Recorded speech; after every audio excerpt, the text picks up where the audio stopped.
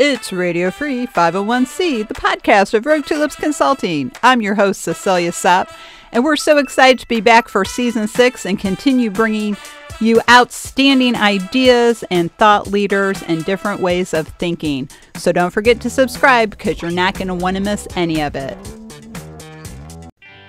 This week, I'm welcoming back my longtime friend and colleague, Jeff Cagna. He's a fellow at ASAE, and he is on a tour to remind us to think about the duty of foresight and how it affects designing the future. It's March 11th, 2024. Welcome to episode 232. Hey everybody, it's Monday, March 11th, and that means it's time for another episode of Radio Free 501c, brought to you by Rogue Tulips Consulting. I'm your host, Cecilia Sapp. I'm the principal and founder of Rogue Tulips. And to our entire global audience, good morning, good afternoon, or good evening, wherever you may be. And thank you for joining us this week. I'm really excited to welcome back Jeff Cagna, a longtime friend and colleague of mine. And I know you all think of him as a contrarian, but I just think of him as my old friend Jeff, who I like to talk to. So we're here today. He is on a tour to promote the duty of foresight. And this is a really important perspective that boards should adopt and be familiar with. And Jeff's an expert on this topic. He's here to help us understand it and how we can help our boards. But before we dive into that topic, Jeff, welcome back. Would you like to say hello and tell the audience a little about yourself? Well, thanks, Cecilia. It's a pleasure to be back. And yes, I was thinking about, as I was getting ready for this conversation, that we've known each other for 30 years. Going back to when we were working at what was then the American Corporate Counsel Association. They've changed their name since then, and so that was quite a fun time for me working there with you and being a part of that organization. So I've been in the association community. You can gather from that information. I've been in the association community for a while, 32 years now, and the last. It's actually now in my 33rd year. So the last 23 of those, this is now the 23rd year of consulting, working with associations first on the work of innovation under the banner of Principal Innovation. And then in 2017, really building on what I'd been doing before, but taking it in a different direction, and then changing the name to Foresight First in 2017 to really focus on trying to help boards set a higher standard of stewardship, governing, and foresight. My methodology for building board capacity, and as part of that, I coined the term the duty of foresight in 2014, and that really became the impetus for moving things forward. I've been working on that for the last 10 years, and as you mentioned, kind of marking a milestone for the duty of foresight in 2024.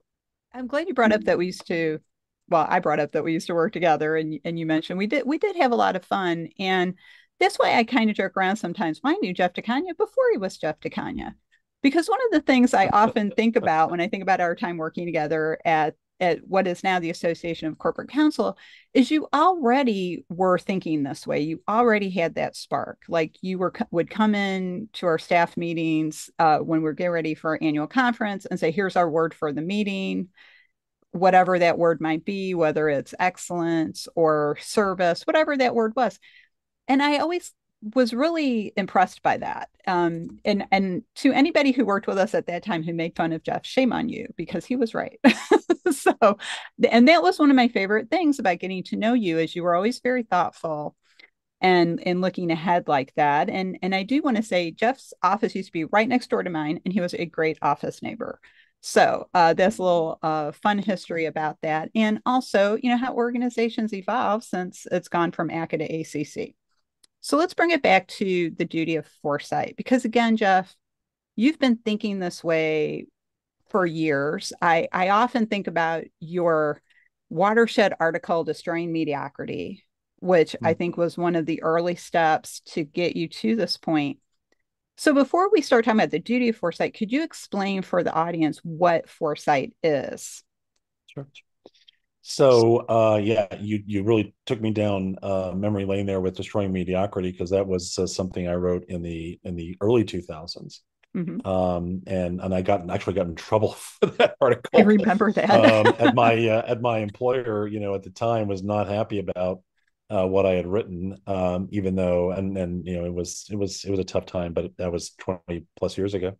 Um, so foresight, is something that is getting a lot of conversation in our community, has been for a while, and I'm glad about that because it's really important. And certainly, ASAE has made a big investment and big effort to build the Foresight Works research initiative, which has been a great, I think, benefit to our community to have those resources available. But foresight itself, there are many definitions of foresight that people use. There's some that have more that are more technical in nature, have more words in them than the one that I'm going to share with you. But for a long time, I have felt that the best way to define foresight is an intentional process of learning with the future. That basically, what we are trying to do in the work of foresight is get a better picture of what the world could look like in some plausible time horizon that is still in front of us.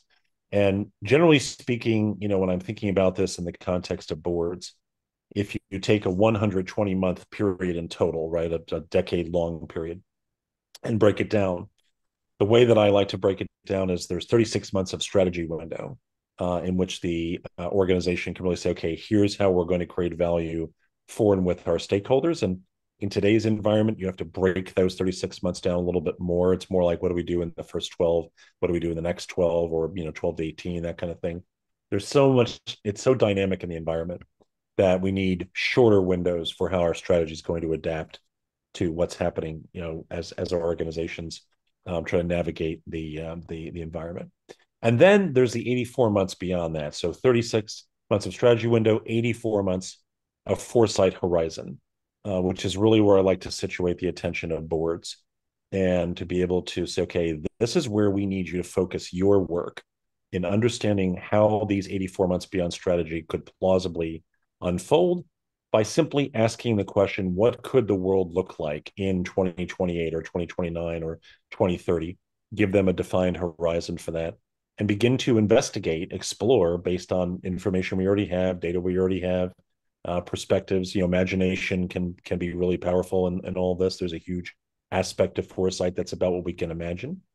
But we have to be able to imagine not just the things that we want to have happen, and not just the sort of favorable or preferred futures. We also have to be able to look at the unfavorable futures and even the unthinkable futures, the literal worst case scenarios. And looking at that, investigating them, understanding them, questioning them, so we can get a better picture of what they could look like, and then bringing that back into the current time horizon and asking a different question, which is, what do we need to do to steer ourselves away from those futures that we don't want and toward the futures that we would like to see happen in our organizations? And that's a very straightforward, way of looking at it. And that's why I think about it as a learning process, because we're learning with the future by examining it even before it happens. And then we're learning with it again by watching it unfold, looking for certain indicators that we might be going in a direction that we maybe didn't expect, or in a direction that we did envision, we did anticipate. And so through foresight, we build anticipatory capacity, we build adaptive capacity for organizations, we strengthen our learning capacity as an organization. And it's a very inclusive process, because since it is a learning oriented process, we absolutely want to include the perspectives of a wide variety of contributors in the work. And so therefore, we want to go, as the board may be the primary champions of this, as we'll discuss, but we need to have lots of other voices in the process to ensure the board's getting lots of different perspectives into what it looks like. So that's the way that I think about foresight and the way I talk about it with boards. Well, that's a great explanation. Thank you. Very interesting. Because, being from Missouri, I'm more of a plain speaker, and I'm just kind of, well, you got to look ahead and see what might happen, because, but that's a great way. And also the consensus, not so much consensus building, but getting the different perspectives from as many people as possible is very important. And I think it goes a little bit beyond environmental scanning and situational awareness, although those are both key to a successful process. Now that we know what foresight is from your perspective and how you work it with boards, you have said that it's a choice to practice the duty of foresight, but it's also necessary. It's a need. So how can you get a board, or convince a board, I guess, to make that choice and understand the necessity of it? Mm-hmm. So let's break that down a little bit, and sort of unpack it a little bit. So it's definitely a choice, right? Because as you know, there are the three duties that every board is mandated to follow, right? The duties of care, loyalty, and obedience. So those duties exist for boards. They are compelled to follow them by statute, by case law, by regulation, and every board should follow them, and every board must follow them, and so that's that's where that's at, and that's fine, right? Having been a director, having been board officer, and having spent a lot of years, as I said, working with boards and explaining to boards from a layman's perspective. I'm not an attorney, but I feel like after all these years, I've got a pretty good handle on how to talk about these three duties. I explain them a lot and talk about them a lot. They're very important. From the very beginning, it was clear to me the duty of foresight, which has a slightly different definition today than it did when I first started, which I can certainly refer to shortly. But I always felt that it was a choice. Like at the very beginning, when I first wrote about it in 2014, I thought, okay, maybe there's something that we want to do to try to make this essentially the fourth duty. And I explored it briefly, but then I started to think about it, and I'm glad I went this way. That it really should be a choice. That boards should be able to have the agency to decide that they want to do this versus simply having yet another duty that compels them. So I would like to see boards be impelled by the importance of the duty of foresight to make this choice and to move it forward. When I say that it's necessary, or when I think that it's needed, I think that the way I tend to think about it is, I mean, there's so many reasons why it's needed. I think that the duty of foresight is needed because our boards need to be better at risk, evaluation, risk appreciation, as certainly even before you get to risk management, that they need to have better discernment around what the risks are, what the principal threats are. I think the duty of foresight can help with that. I think that it's an important, as I've said, an important learning capacity building for boards to be able to do that is going to enrich their experience and also strengthen their organizations. I think it's necessary to encourage that level of responsibility. But another way of looking at it that I'm starting to talk more about, and I think I've talked about it a little bit in the past, but want to bring it more front and center, in 2024 as I go through this process of talking about the duty of foresight on the occasion of this 10-year milestone, is that a board and association really exists in three ways. There's the board is contained in the bylaws, right? So we have a governing document that outlines what the board is and who's on it and what their role is, that kind of thing. Then there's the board that consists of the people who serve on it today, right? The current board, the current people, the current human population of the board, if you will. And then there's the board as a construct of continuity in our organizations, right? For as long as our organizations have existed, there was a board back in the day, and there was a board more recently, and there's a board today, and there'll be a board in the future. Ideally, that's the way we sort of think about it. In each one of those contexts, the board needs the duty of foresight. That legal structure needs that way of thinking about, okay, we've got to anticipate where we're going. As I mentioned earlier, we've got to have a better sense of what we might face, right?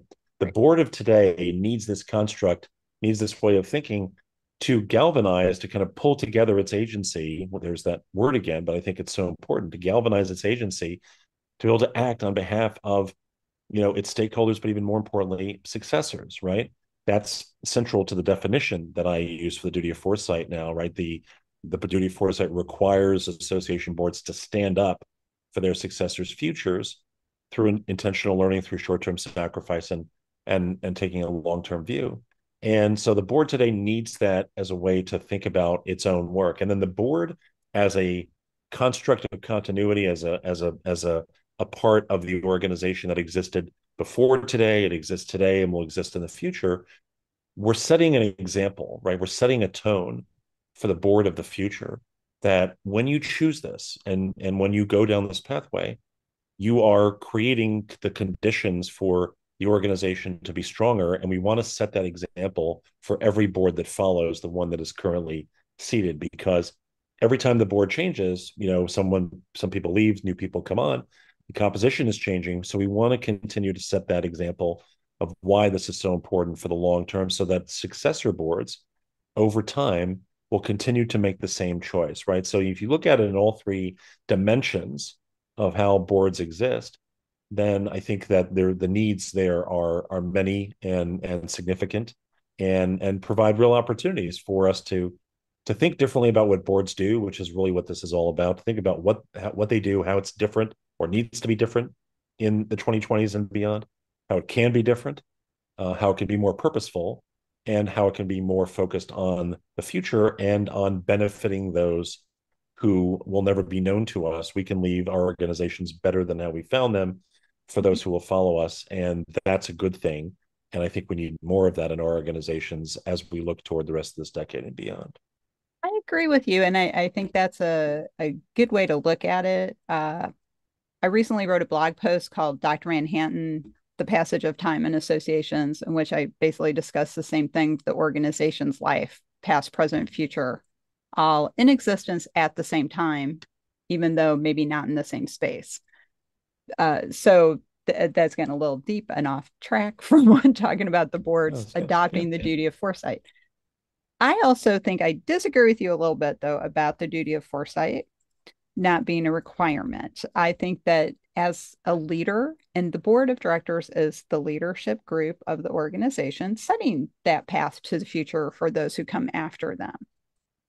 I think it's almost an implicit requirement of leadership because if you look at the very early days of humans coming together for survival, the leader's job was to keep the group alive, and survival was success. So you always had to be looking around. Are we in a place where we have enough food and water, or do we have to move? Are there enemies around us, etc.? So to me, leadership, the duty of foresight, even though you have brought it out and made it explicit, to me, and again, my opinion has always been an implicit responsibility of leadership to think about that potential future and how are we going to get there and what happens if something gets in our way.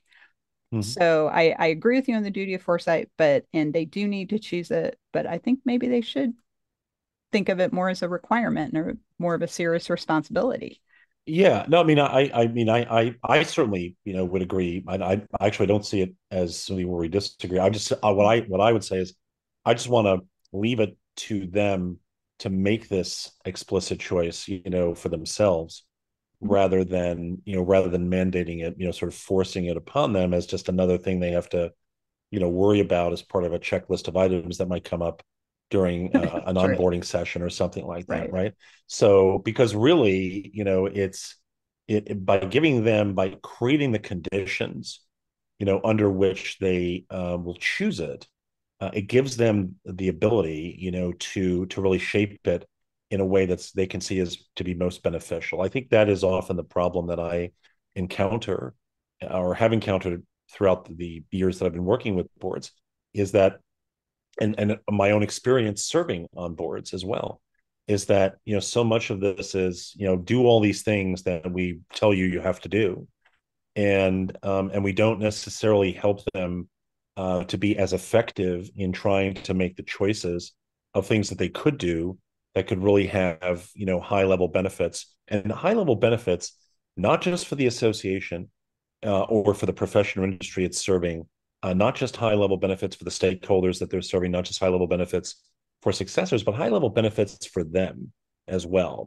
Because we don't want to ignore the fact that people come to boards for different reasons. I would like very much for boards to see themselves as stewards, and that's the reason why they're there, leaving it better than how they found it, and that kind of thing. But I also recognize that people come there with other reasons that they want to be on a board because they'd like to, build their resume, or maybe they're using it as a way to get to another board or something like that.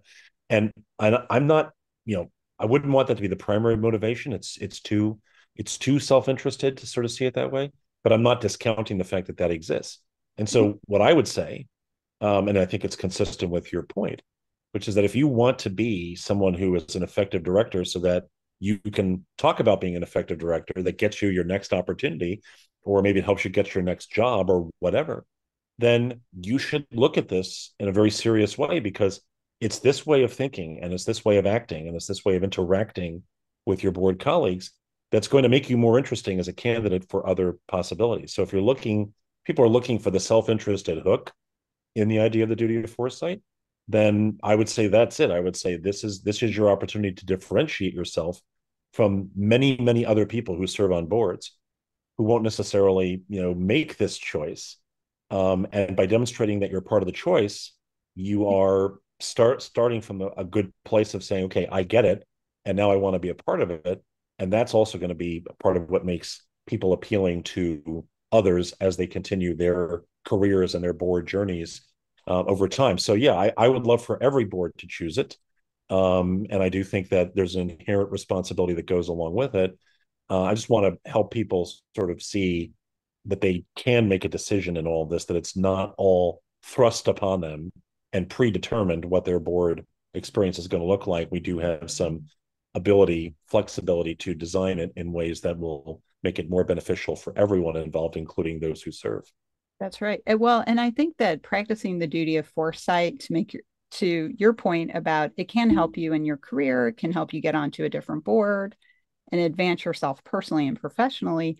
And the duty of foresight actually is going to help people work on their critical thinking skills and their analytical Absolutely. skills. And it's also going to develop that strategic outlook that leaders need to have in order to practice foresight. You have to think strategically, not tactically. And I think we all have had those experiences with boards who are tactical, not strategic, and they're not doing what they should be doing. And I don't think they're always getting what they need consistently. Another topic for another day. But this is great. So I want to talk with you a little bit. Something that you mentioned, the orthodox beliefs that organizations hold on to and some professions hold on to. And I think that's well in line with what you were saying about the past, present, and future boards are all in tandem in existence at the same time. So, what's your definition of an orthodox belief? And then, what do you think its impact is on people being able to choose the duty of foresight? Yeah. So I know that sometimes when I've talked about this, people are like, what does this have to do with foresight? Like, why do you start a conversation about the future by talking about the past? And I think inherent in the idea of foresight, just in foresight methodology, is that you do want to look backwards even as you're looking forwards. And part of the way that I want to encourage boards to look backward is to try to help them understand how orthodox beliefs, which I define as the deep-seated assumptions we make about how the world works, beliefs that have been inculcated into our organizations over many years and decades, inculcated into us, right? We talked earlier about, our friendship going back 30 years, and we worked in an organization 30 years ago that had its own orthodox beliefs, some of which I'm sure we still hold on to all these 30 years later about how things get done and that sort of thing. And we've each had other work experiences since then. Each stop along the way, each professional stop, each personal interaction creates a new set of orthodoxies that we operate under, and it's perfectly natural. It's a human way of dealing with issues that are out there, because we simply don't have the cognitive bandwidth to be able to make decisions about every single thing every day anew, right? Without some shortcuts to be able to Right. deal with things. The question is when orthodoxy becomes a problem, which it almost always does in, we're talking about board decision making, right? And so what we have to do is separate out what's the orthodoxy, right? What are the assumptions that are invisible and detrimental from what are the principles and justified beliefs that we can use, that we can continue to use as a basis for our decision making, right? So that's a part of the process. But really, the bigger issue is that the more we're committed to orthodoxy, the harder it is for us to learn with the future. The more that we're thinking about a world that no longer exists, if it ever actually existed in the way that we think it did, which Right. is part of what orthodoxy does, right? It gives us these sort of romantic sometimes, or at least clouded view of what the past looked like. It's very hard to open oneself up to the kind of learning that's required, because we define ourselves significantly by our belief system, right? And that's what the orthodox beliefs that we've picked up along the way, that we've built for ourselves along the way, how they really shape, our thinking. So this is always the hardest conversation that I have with every board. It's almost always the first conversation that I have with the board. We got to start with the orthodoxy, because there's let's just say the chances, the odds of being successful in a future oriented way of thinking about things are greatly reduced if you are stuck in a belief system of the past. And so I will sometimes refer to orthodoxy as the noise of the past. And we have to turn down the volume on the noise of the past. I'm under no illusion that we'll be able to get rid of everyone's orthodox beliefs in total. They're going to be there. We just have to turn down their noise and reduce their influence so that we can then turn up the signal of what we have to hear all around us. And right now, it feels like so many of the signals are blaring at us, so we don't have to struggle to hear them. But if we can't square our belief system, with something that is leaning toward the future, it's going to be very hard to do the really kind of intentional learning that's required for an organization for a board and the association to move forward under the conditions that we're facing in 2024 and will certainly continue to face as we move through the rest of this decade. So orthodoxy is an impediment. It's a barrier. And we've got to remove it as best we can, or at least lower it, so that we can really undertake this more challenging work of learning what the future and reorienting our conversations and decision making toward that outcome. Yes, that is an excellent point, because I think if we could get people to realize, well, your orthodox belief was once a new idea that people probably push back against. All orthodoxy start out as new, and actually, one of my favorite examples was actually when we were working at ACA and we were doing a networking event at a conference, and we changed the way we were doing the networking event. And one of the members came up to me and said, "I'm very nervous about this." And I said, "Why? It's a networking event." And he said, "Well, what if it doesn't work?" And I said, "Then we won't do it again." Right. Oh, we Yeah. won't do it again. Yeah. So I remember actually when we had an event. I remember which meeting it was, but we had an event, and my boss, who was one of the big executives there, Susan Hackett. One of her things was, let's do a thing. We was like a sort of had like a collegiate kind of theme. So let's do a thing where everyone had a thing that they wore that showed where they went to law school, right? And so they just had a little badge that gave the name of their law school, so this way they could find people at the event, based upon where they had gone to school. And I can remember that a lot of people were not 100% sure whether that was a good idea, and it's such a small example, but it challenged the orthodoxy of that kind of thing. How do you build relationships between people? That's a small thing. It was a small step. I think it worked great, and it could start a whole lot of new conversations for people. So I just think that there's so much more we can do if we can, steer ourselves away from the orthodoxy, turn that volume down so we can think more about where we're headed. well, that and I think in nonprofit management, we spend a lot of time talking about what we're going to do and don't actually do it. So when somebody comes along and says, "Yeah, just do it, just flip the button and turn it on," people are shocked. Well, just do it. Okay, we've analyzed, we've got to take an action now. And I think Absolutely. that's really just those just really funny, strange examples we just shared. It's like they're so Yeah, small, yet cause so much controversy. it's Uh, true. it's just really, orthodoxy is okay if it's still applicable.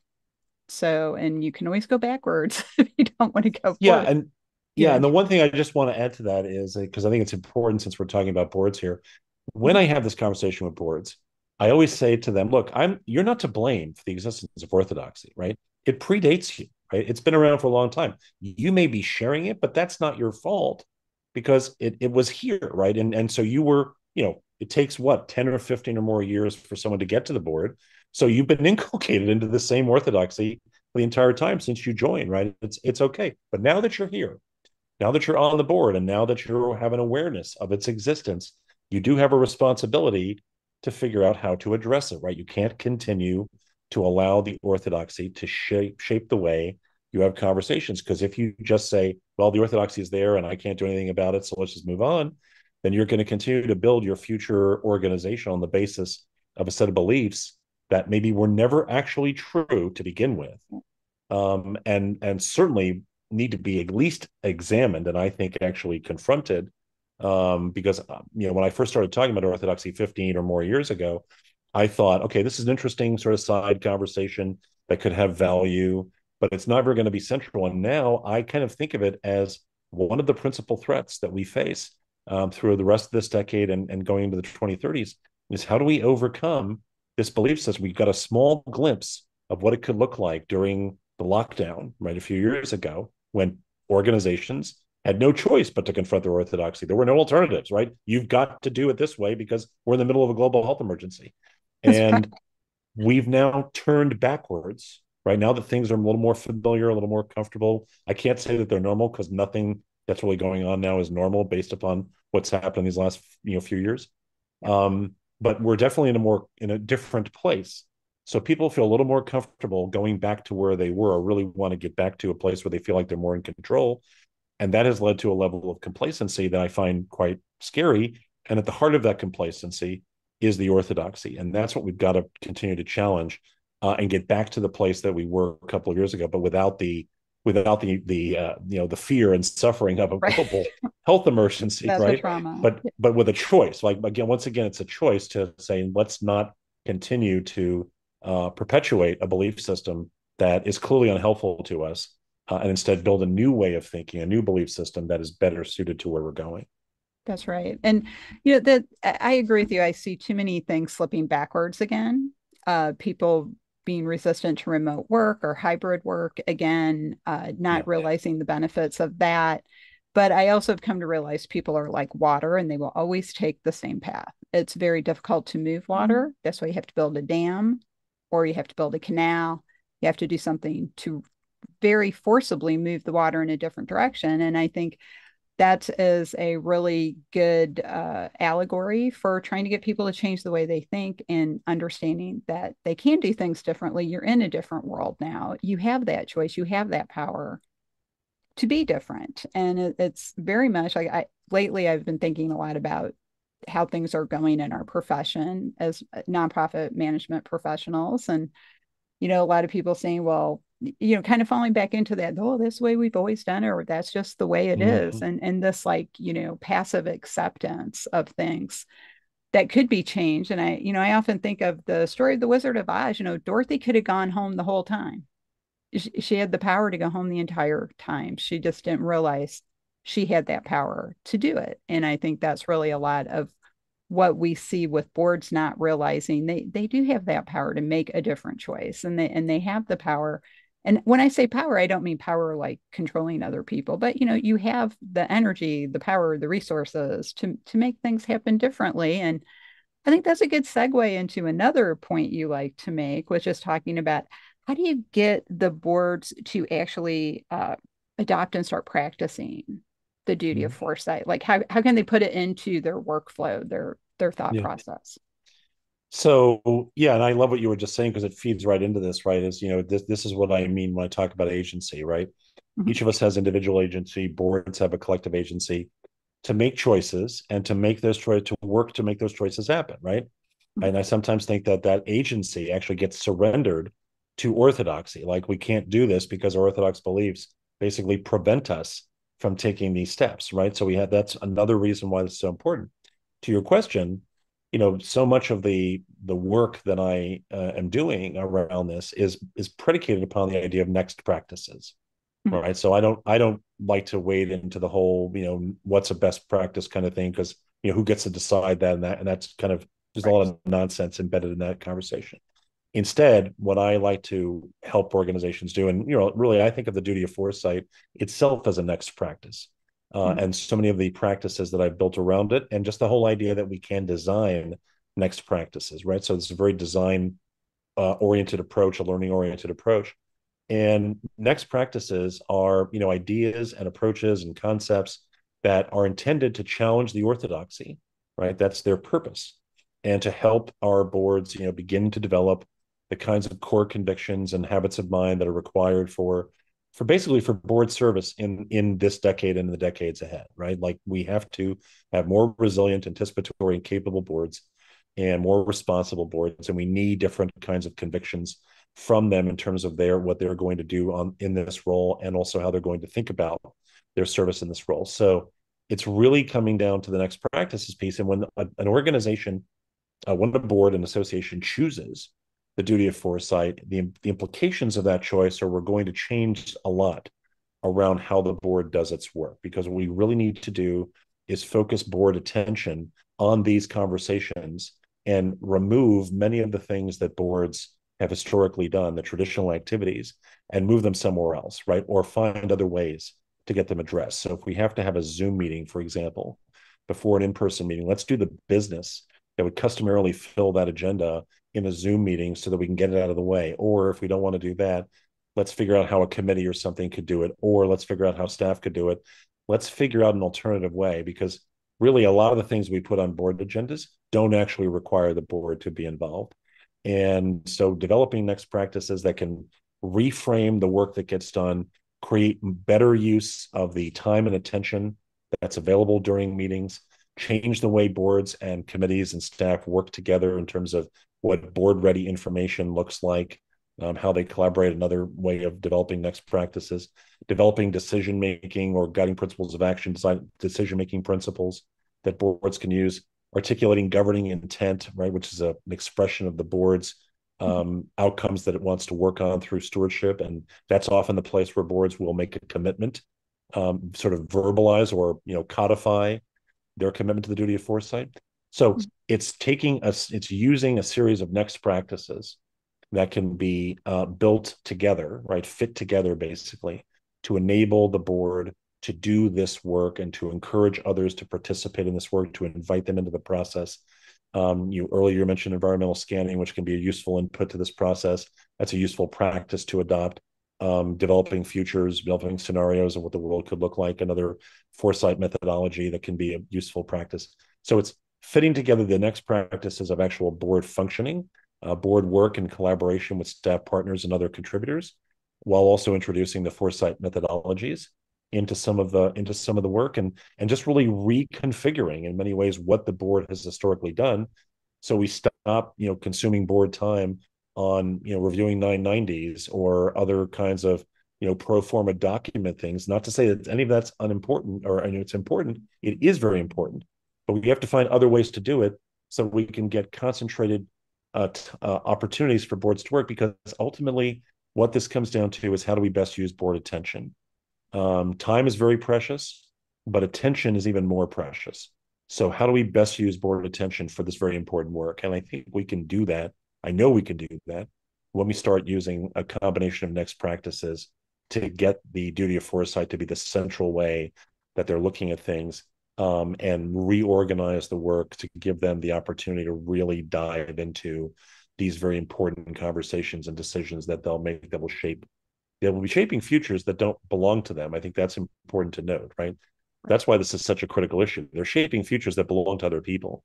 And so the more that they take that responsibility seriously by designing ways of acting upon it, then I think the stronger their work will be, and ultimately the stronger the association will become over time.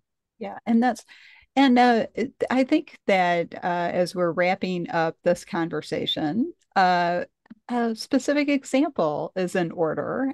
We've all been talking a lot about artificial intelligence. You've been talking about a lot. I've been blogging about it. Other people are jumping on the bandwagon, so to speak. I'm not so much a cynic and a Luddite about it, but I am not an early adopter. I have a much more cautious viewpoint of it for a lot of reasons. But I know that you've been talking to a lot of people. You've been writing about it, presenting about it. So how is artificial intelligence an example of where the duty of foresight could be a wonderful tool for a board looking forward? Yeah, and I've got, as you know, I've written and spoken about the concerns I have about how we're approaching approaching artificial intelligence in our community. And I think what I've noticed recently is how much of the trust factors that go into our thinking about technology are being damaged on a global basis by the way we see the artificial intelligence conversation unfolding at that level. And it's certainly having an effect, or will continue to have an effect, on our organizations. I think the way that the duty of foresight, there's so many ways that we could talk about it, but one very specific way that I think is crucial here is that right now, I think the way we've centered, just based on everything I've seen and heard and read and observed in conversations I've had, we're centering the artificial intelligence conversation in the present day of the use case on a very consumer, oriented basis, right? We see our staff as workers who consume products, and if we can get this product in their hands, we can make them more productive and that sort of thing. And I get it. I understand why that's an issue. I think actually for boards though, and maybe that's what CEOs and C-suite executives and other on the ground staff decision makers need to focus on right now. And I don't necessarily preclude that from being a part of the conversation. That's not my intention. But from a board perspective, specifically from a board perspective, and really from a board and CEO collaboration perspective, I think what's central is that they start situating the discussion around artificial intelligence in the successor timeframe, in the 72, 84, 96, 120 month, sort of timeframe, to say, what can we do? How can we think about artificial intelligence in a way that will serve those people better than just what we think we can do right now to be more productive and efficient?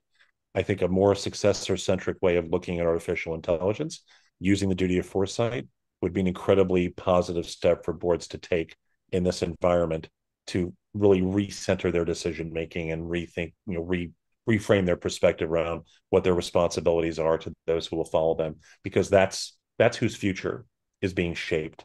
Mhm. As I said, around artificial intelligence right now, not even so much what's happening in our organizations today, but what will happen to our successors as we go into the 2030s. So I think that's a step that every board should be considering right now. Mhm. So, so when I'm just trying to think, how can I phrase this next question? So we're looking for, we're building the future, and maybe maybe this is a good time to ask you, what is your closing thought? What would you like the audience to take away today from all this? The duty of foresight and choosing it, and then how it impacts things like the incorporation of artificial intelligence into work and in content creation and management. So what does this all mean in a world where the ground's constantly shifting, and more than it ever has in any other century Mm-hmm. in recorded history? The ground's shifting under us, Yeah. minute by minute. It is a time of great instability, and that's not going to go away. And so I think the way you frame it is a good way, because when the context is there is such a high level of instability, a high level of brittleness, a high level of anxiety, more nonlinearity, more incomprehensibility. That's a framework that a futurist Jemai Cascio has used. The acronym is BANI: brittle, anxious, nonlinear, incomprehensible.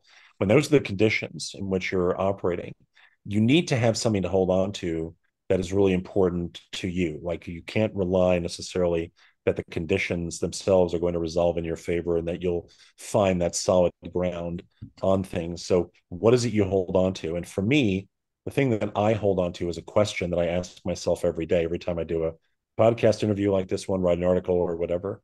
And the same question keeps coming up: what will our successors say about us? And I think every board and every one of us, every decision maker, certainly, and everyone serving in any kind of capacity in a governance role should be asking themselves that question: what will our successors say about us? And the reason for that is because rather than a legacy conversation, which is so much about us shaping stories that we want other people to tell about us, in which we feature as the heroes in those narratives, is really to think about, what is it we're going to do? What actions are we going to take starting today in 2024 that will leave it better for them than how we found it, right? And the more that we will be evaluated by our long-term successors based on our choices and actions of today, and building those choices over time with our successor boards, right? They will determine what we have done and how well we've done it on their behalf. I think that's what we have to hold on to in these times, understanding that there's a longer term picture here for which we're responsible, at least in part right now. So what will our successors say about us? Anyone looking for inspiration, for motivation, for anything that's going to help them move the conversation in a beneficial way?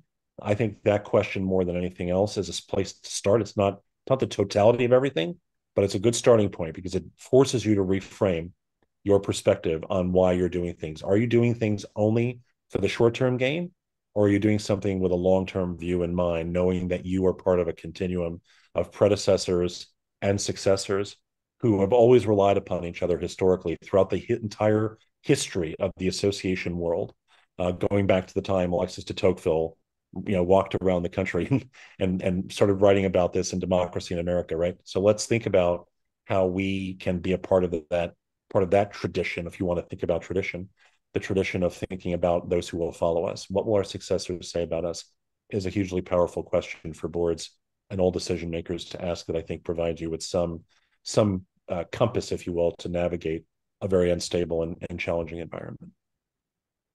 I think that is a great closing thought. And Thanks. especially that question, what will our successors think of us? What have we done to, I get, I love to use sports analogies, move the ball down the field, because that's really what we're trying to do here into the future. So, Jeff, always great talking with you. Always love Me having you too. on the podcast. How Thanks. can people get in touch with you if they'd like to follow up and learn more about your thoughts on the duty of foresight, or how maybe they could talk with you about it? Yeah. So two best ways, Jeff at foresightfirst.io is my email address. It's .io, not .com. So Jeff at foresightfirst.io. And then you can find me on LinkedIn, and I have my own, I guess you'd call it a vanity URL, but I'm not vain. And it's just simply jeffonlinkedin.com. Oh, I love it. Okay, I should do that. That's just my name, but no, it's great. Well, thank you again, Jeff. And unfortunately, we have to go rogue for now, but we'll be back next time with another exciting episode. So please remember to follow or subscribe so you don't miss anything. If you'd like to learn more about Rogue Tulips Consulting and how we can help you bloom outside the box, check out our website, roguetulips.com. We also have an education program that can help you get ready for the CAE exam or get continuing education for your renewal application, and you can access that through the website as well. So, on behalf of Jeff and myself, thanks for joining us, and we'll see you next time.